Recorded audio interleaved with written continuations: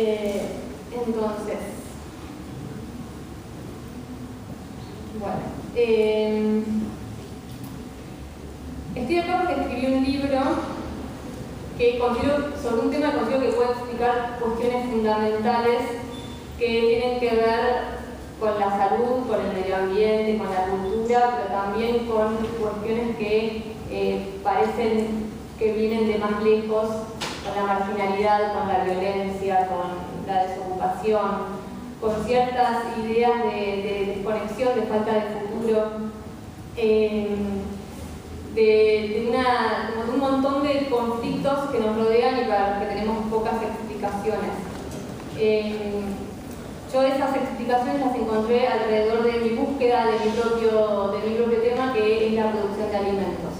Es raro porque a veces hacer coincidir cosas que en realidad se supone que no tienen mucha vinculación, ¿no? Cuando se presentan modelos de solución políticas o hablan muy escindidas las distintas partes que se supone que vienen a resolver el problema. Hablan de la crisis educativa, de la crisis de inseguridad, de la crisis inmobiliaria. Hablan de muchas crisis y en realidad me parece que las crisis, si no empiezan a encontrar una manera más interdisciplinaria de ser abordadas, va a ser de muy difícil solución en la sociedad tan compleja que tenemos. En ese sentido me parece que la comida es el tema más importante de época, de todas las épocas. Siempre ha sido el tema de época la comida, ¿no? Fue la comida la que nos unió en sociedades, la idea de primero de buscarla, después de producirla. Cultivar y cocinar fue de alguna manera lo que posibilitó la cultura. Hay teorías que dicen que alrededor del fuego se desarrolló el lenguaje. Y sin duda tener alimentos garantizados nos dio mucho tiempo para que surgieran otras cosas que hoy nos hacen la sociedad diversa, compleja y gigante que somos.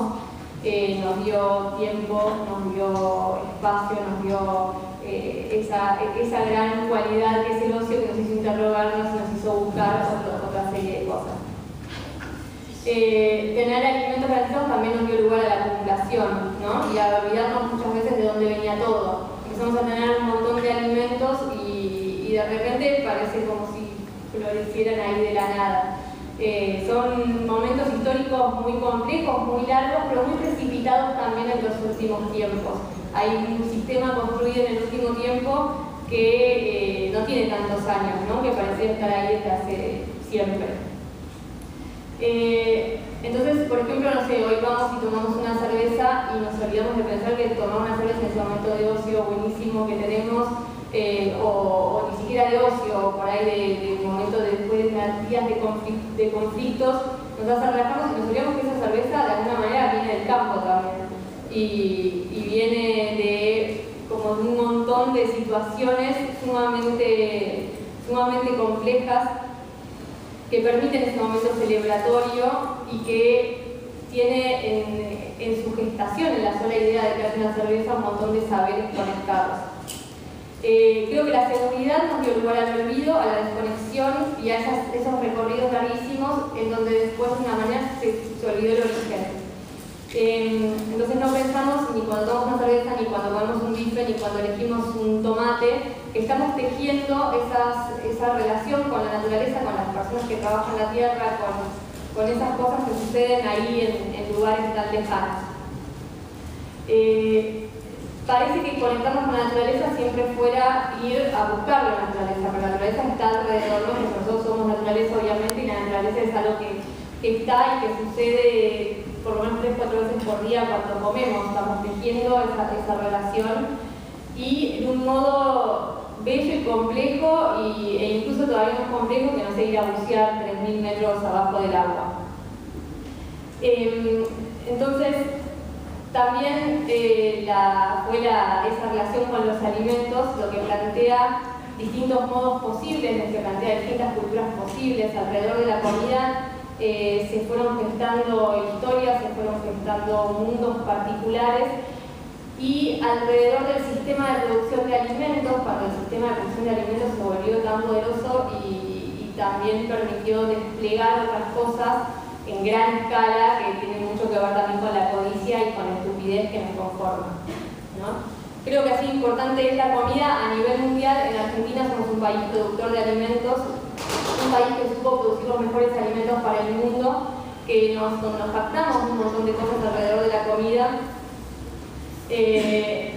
y que últimamente, y en un proceso que empezó allá por los 70 y se terminó consolidando muy fuerte en el menemismo, y en los últimos años que hace que venimos plantando fuertemente otras cosas que no son comida, empezaron a conformar un país que ya no está produciendo alimentos sanos, variados y accesibles, sino otras cosas, ¿no? ¿Qué cosas? Bueno, cosas que tal vez vamos a poder definir un poco en este encuentro, que me parece que muchos deben haber buscado, y en la cátedra también posibilita esa búsqueda, ¿no? Hoy en día Argentina tiene tomates que saben a plástico, tiene vacas que ya no dan la mejor carne del mundo, o sí, pero hay que saber buscarlas. No está garantizado que la carne sea una carne saludable. Y eso dice bastante de nosotros, porque son alimentos que hasta hace muy poco estaban garantizadamente, por lo menos estaban garantizadamente sin discusión, ¿no? Somos el país más carnívoro del mundo y alrededor de eso se tejía también una identidad. En un momento dado, el país dejó de, por lo menos, garantizar que el 100% de la carne fuera carne de pasto, aparecen los feedlots y nosotros no decimos nada. Ahora, eso habla de nosotros de alguna manera. En España, cuando se corta el aceite de oliva, la gente corta las calles. En México, cuando el maíz se vuelve un problema, aparecen un montón de personas. La carne cambia y nos pasa por encima y un poco no lo decimos. Cuando no es lo mismo, obviamente, la carne que sale en un feedlot no es lo mismo que la carne que sale del pasto, y no es lo mismo por un montón de cosas. Entonces, ¿qué dice eso de nosotros? Yo, para ser mal comidos, que bueno, si lo que me trajo hasta acá, no importa. Yo escribí un libro que se llama Mal comidos, que es un poco la causa por la que eso que podía elegir en un supermercado, ¿no? Eso que de repente, como con preguntas y con búsquedas que podemos tener todos, y que si no las tenemos debiéramos, porque está buenísimo no olvidarnos que la comida viene de algún lugar. Ay, perdón. Entonces, es un esfuerzo por tratar de ser más alta de lo que soy. No, estoy perfecta. Creo que la silla que la otra. Entonces, para ser mal comidos, viajé por esos lugares que pocas veces vemos, criaderos de animales, plantaciones, huertas, y lo que más me sorprendió fue la facilidad con la que pude hacer todo eso. Cómo todos estos sistemas de producción de alimentos están como tan abiertamente no siendo criticados, no siendo cuestionados, o por lo menos no planteando que puede haber ciertos problemas alrededor de la producción intensiva, como ocurre realmente en muchos países hace mucho tiempo. En Estados Unidos están discutiendo hace rato, y hay algunos estados donde ya sucede, en donde ingresar como periodista a un establecimiento productivo y contar lo que aquí sucede es un delito, ¿no? O sea, de tanto que generó problemas a la industria, que las personas se enfrentaran a saber qué era lo que pasaba con los alimentos. ¿Qué pasa? ¿Qué hago? No puedo. Perdón, pero es importante. Entonces, en Estados Unidos se plantea como un delito. Acá no había nada. O sea, yo realmente me preguntaba, bueno, ¿qué hago? ¿Me disfrazo? ¿No? ¿Me voy como periodista? ¿Voy a llamar? Sí, como vení, pasá. Después de haberlos recorrido, me pareció que eso tenía que ver con realmente algo que estaba pasando en la cara de todos sin que ninguno planteara nada, no se planteaban dudas, no se planteaban, y en una soledad muy grande también de las mismas personas involucradas en estos establecimientos.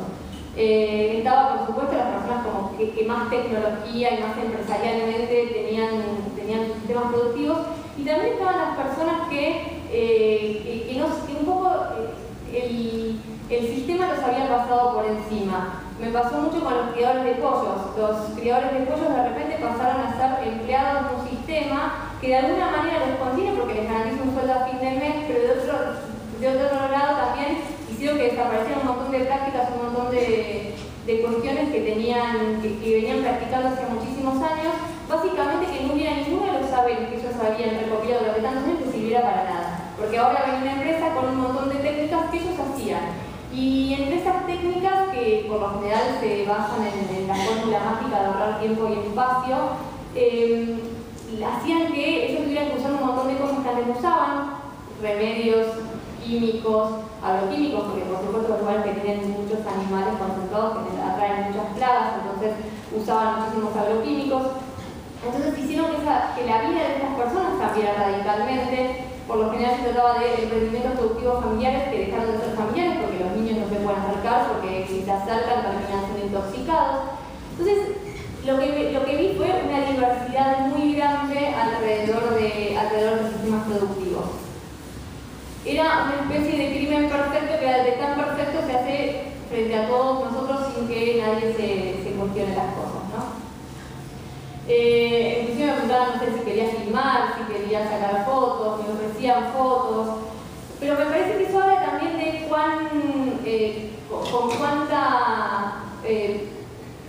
con cuánta poca a veces perversidad, incluso los que parecen más perversos pueden llegar a manejarse, ¿no? Cuán enredado está todo, que no se cuestiona ni siquiera eso como algo malo, porque no hay nadie que está poniendo el ojo ahí, porque básicamente si nosotros ponemos acá una jaula, por ejemplo, con 12 gallinas, y yo hablo de lo que significa para esos animales estar ahí, de lo que significa para un establecimiento estar ahí, de lo que significa para la calidad de los huevos que salen de esas gallinas, cuento eso de una manera, obviamente genera un efecto. Ahora, si yo en lugar de eso, tal vez no frente de ustedes que están hace bastante tiempo cuestionándose cosas, pero ante muchísimas personas, si yo en lugar de eso hablo de un modelo económico, de eficiencia, de rendimiento, de cuánto se puede ganar, de cómo se puede llegar a mejorar, y empiezo a dar vuelta al escenario, eso es otra cosa y va y funciona, y no se puede juzgar a nadie por hacer eso porque eso está enredado dentro de un sistema. Lo que hay que desarrollar, me parece, es las posibilidades para que haya instancias de críticas en donde se puedan poner a debatir esos dos modelos, entonces tal vez personas que nunca se cuestionaron cosas se las empiecen a cuestionar. Creo que eso sucede, creo que eso puede suceder, creo obviamente que hay cinismo, pero creo también que no todo está perdido. Entonces, en Argentina desarrollamos este sistema productivo industrial, no industrializado, sino industrial de la base, digamos, con todos los inconvenientes, sin esa visión crítica. Y eso se vio en todas las áreas, pero se vio preocupantemente en algunas áreas por sobre otras. En el área científica me parece que es una de las más gravemente dañadas en este sistema productivo que fue bastante bueno económicamente.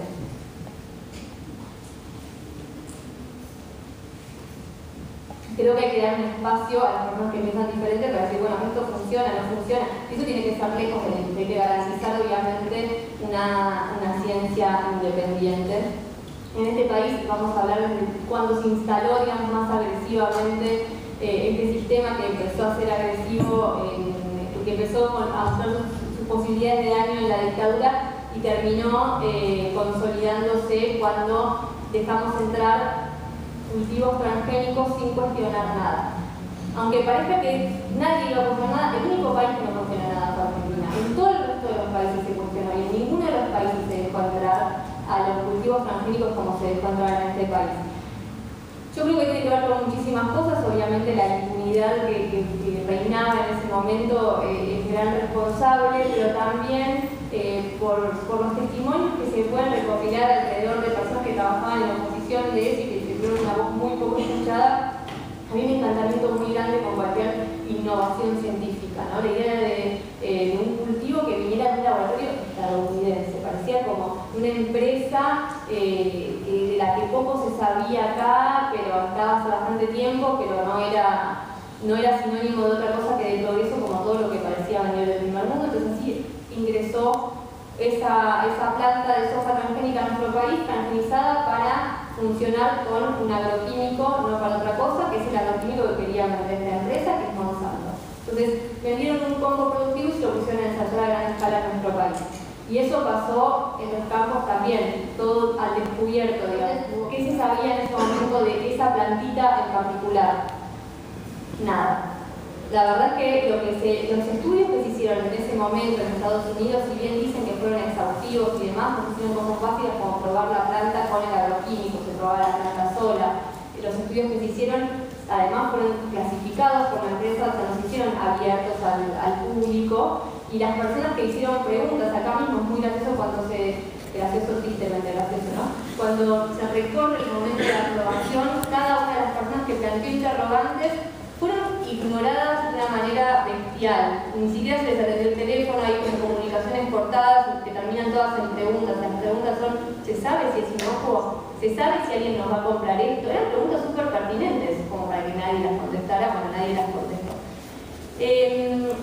Y eso se empezó a colar en nuestra dieta muy radicalmente, sobre todo cuando el país entró en una debacle muy grande, en donde el acceso a proteínas se volvió caro, el acceso a la carne se volvió caro, y entonces aparece la proteína milagrosa de la soja para cubrir esa necesidad.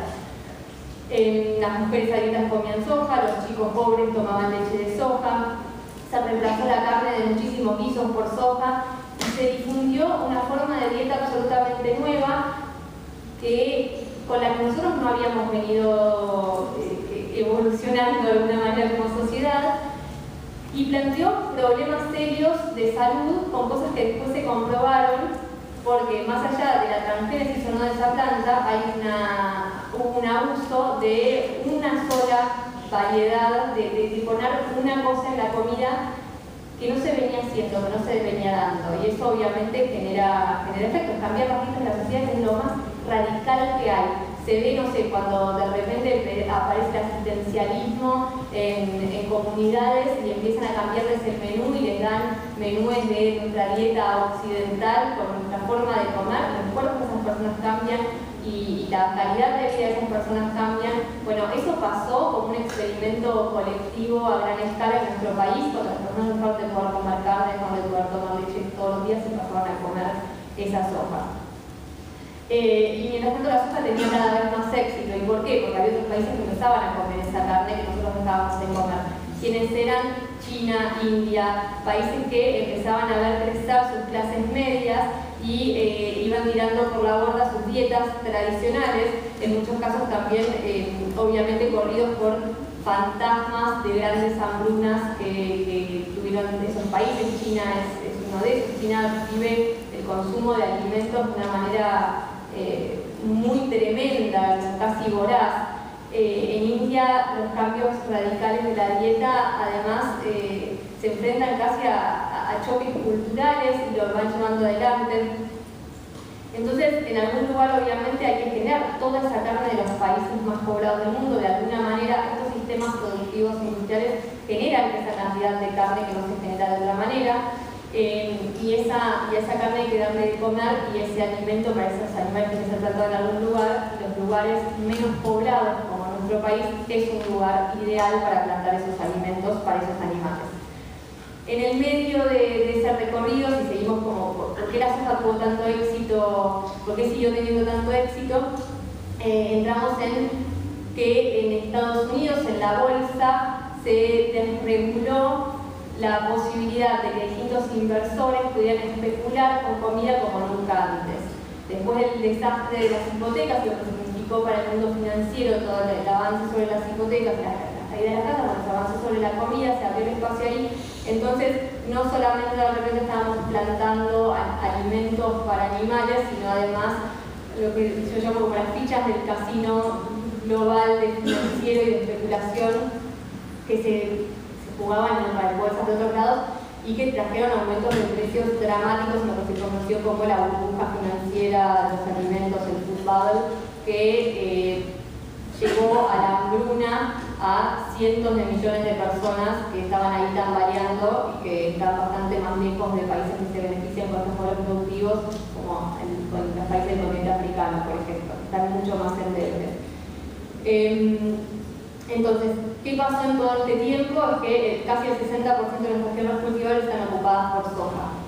O sea, son 20 millones de hectáreas de un producto que exportamos en más de un 90% para que coman estos animales en estos países. Ahora, el suelo que le estamos dedicando a la soja, que le dedicamos entonces, no es cualquier suelo. Por un lado le dedicamos las mejores tierras. Nosotros somos una de las 7 regiones con los suelos más fértiles del mundo y además bastante más virgen que muchos otros que habían sido bastante degradados. Y por otro lado suelos bastante frágiles, porque Argentina también tiene un 75% del territorio sobre suelos áridos y semiáridos. Por otro lado, como la tierra es solamente una, si en un 60% está ocupada por ese grano, obviamente hay otras cosas que pierden lugar y hay transformaciones que hay que hacer también para que se siga produciendo comida para los argentinos. Sí, de nuevo, tenemos un territorio muy grande y tenemos muy poca gente en el territorio.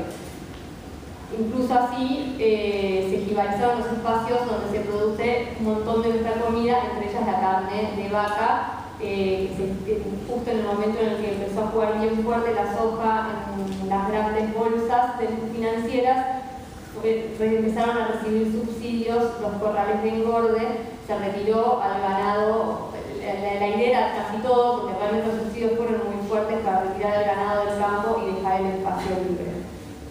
Entonces la comida real de alguna manera se volvió periférica a la comida que venía a producirse para producir un gran negocio. Además se mudaron a otros territorios, perdieron la Pampa y pasaron a ganar el norte, con 50 grados de calor pasaron a ganar el sur donde se mueren de frío. Hay feedlots descabellados en cualquier lado de este país. Y después el resto también retrocedieron los tambos, retrocedieron los frutales, los bosques, el girasol, retrocedió el trigo. Ante cada una de estas cosas, muchísimos técnicos tienen explicaciones económicas brillantes. Ninguna de ellas sostiene que la realidad no haya sido esa. Después, el por qué, te dicen que no es la soja, en realidad fue el problema de que a nadie le convenía. Como fuera, las cosas siempre terminaron estando dadas para que eso avanzara de ese modo. Hay varias maneras en donde la política puede promover, o el modelo puede promover una producción y despromover otra, alentarla directamente o no alentarla de ninguna manera. Bueno, estamos en nuestro país, no se alentarla de ninguna manera, por ejemplo.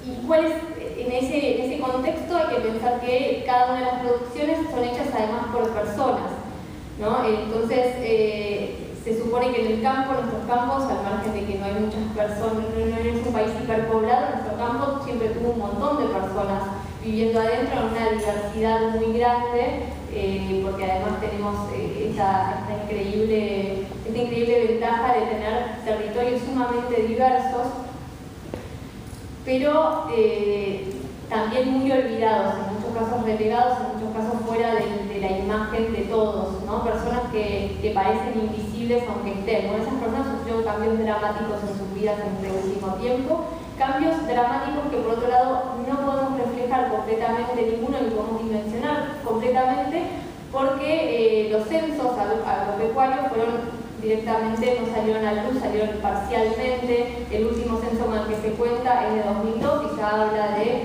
cientos de miles de familias dejando su tierra para pasar a vivir en las periferias de las ciudades.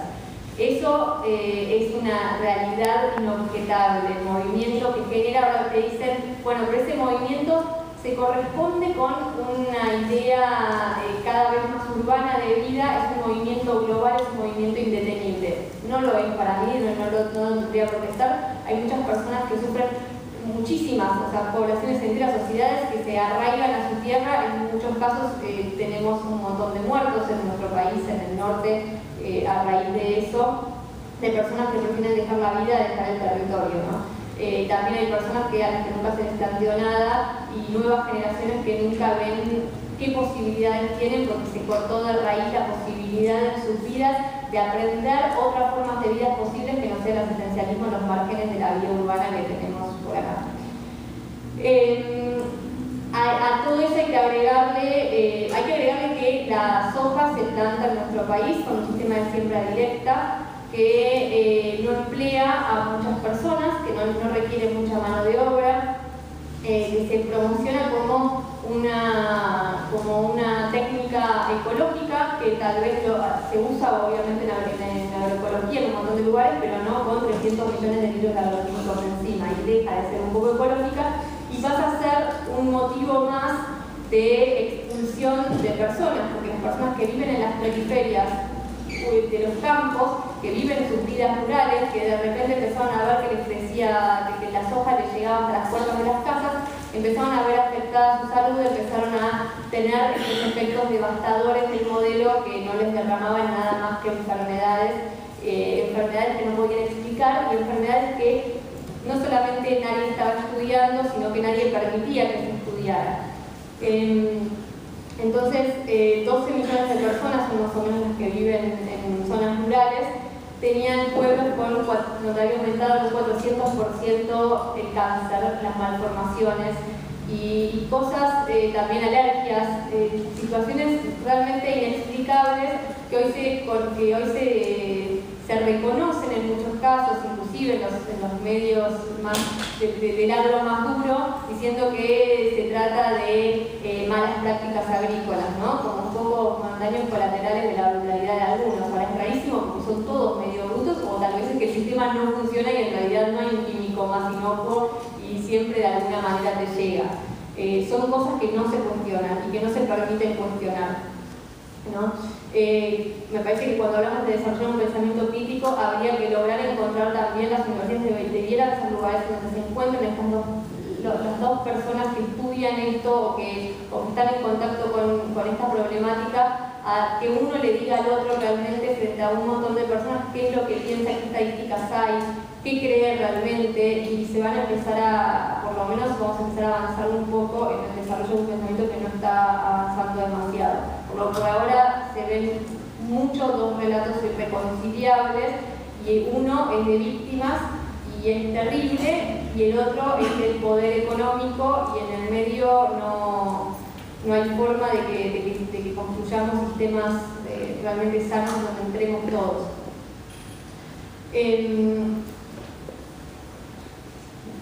Creo que teniendo en cuenta que está en riesgo la salud colectiva, sería importante darle lugar también a la ciencia que no está pagada por la industria. En nuestro país cada vez hay más ciencia pagada por la industria y tenemos casos de científicos que no lo fueron, como es el caso de Andrés Carrasco, que presentó, yo tuve el gusto de entrevistar a Andrés para el libro. Andrés presentó su estudio mostrando los efectos de las aplicaciones de glifosato sobre anfibios, y él nos decía, es un estudio, hay que seguir, hay que hacer un montón de otros estudios. Él nos decía, este es el estudio que lo demuestra todo. Él decía, este estudio demuestra un montón de cosas, pero además hay que hacer un montón de cosas. Es increíble que en este país, tirando la cantidad de agroquímicos que se tiran, no haya habido plata del Estado para realmente profundizar esos estudios y para que haya más estudios, y para ver qué es lo que sucede con eso. Sin duda, la ciencia debería tener como principal atractivo generar estos interrogantes. Es decir, realmente las personas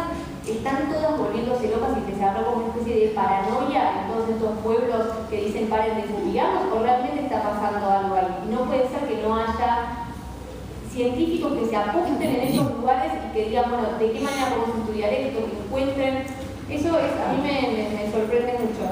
Entonces, en un momento le habíamos puesto un nombre a esta charla que era el futuro de la comida, si hay comida en el futuro, y planteaba esa idea de interrogante alrededor de como si va a haber alimentos, si no va a haber alimentos, qué es lo que si no estamos produciendo en realidad alimentos, por lo menos no alimentos para nosotros en tanta parte de nuestro territorio, cuál va a ser el futuro de los alimentos. Es lo mismo comer que alimentarse, es lo mismo tener, cuando uno habla de la calidad de los alimentos, enseguida hay una idea de tratar de snob a la persona que lo está diciendo. Ahora, ¿por qué tenemos que condenar a que una parte de la sociedad enorme viva de alimentos hiperprocesados, no conozca las frutas de estación, no tenga acceso a carne de pasto, no tenga acceso más que, no sé, a un pollo que se tambalea en un galpón de pollos? Eso es mucho más snob y mucho más elitista, que entender que debería haber una manera de que todos podamos acceder a esa comida.